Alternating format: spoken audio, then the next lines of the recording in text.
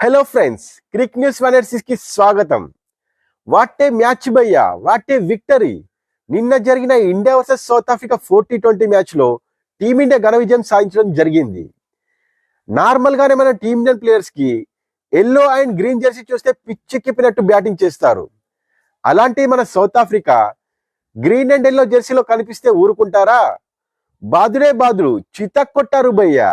నిన్న మన వాళ్ళ బ్యాటింగ్ ఎలా ఉంది అంటే, ఒక జాకీర్ హసన్ తబల వాయించినట్టు, ఏఆర్ రెహమాన్ మ్యూజిక్ వాయించినట్టు చితక్ కొట్టుడు కొట్టారు భయ్యా. ఇక మన సంజు శాంసన్ ఇప్పటి వరకు టీ20 క్రికెట్ హిస్టరీలోనే ఏ లెజెండ్ ప్లేయర్ సాధించలేని ఘనత మన సంజు శాంసన్ సాధించడం జరిగింది. ఒక నెలలో, అనగా ఒక క్యాలెండర్ నెలలో 3 సెంచరీలు చేసిన మొట్టమొదటి క్రికెట్ ప్లేయర్ గా నిలిచాడు. సంజు శాంసన్ బ్యాటింగ్ చేస్తున్నంతసేపు ఎలా అనిపించింది అంటే, సంజు శాంసన్ బీ లైక్, నాకు డక్అవుట్ అవడం అలాగే సెంచరీ చేయడం తప్ప మిగతాది నాకేం తెలియదు అన్నట్లు ఆడాడు భయ్యా.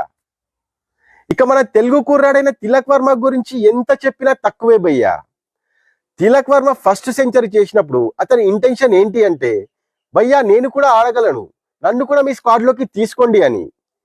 బట్ అతను నిన్న చేసిన సెంచరీ తర్వాత అతని ఇంటెన్షన్ ఎలా ఉంది అంటే, ఇప్పుడు నన్ను ప్లేయింగ్ 11 నుంచి తీసే దమ్ము ఎవరికైనా ఉందా అంటూ సెలెక్టర్లకు వార్నింగ్ ఇచ్చినట్లు ఉంది.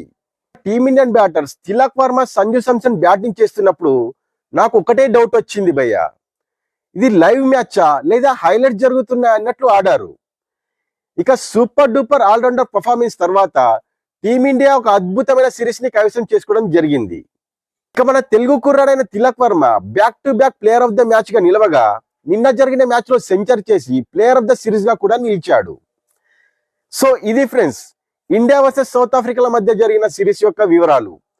ఇలాంటి మరిన్ని న్యూ క్రికెట్ అప్డేట్స్ కోసం మా ఛానల్ ని సబ్స్క్రైబ్ చేయండి.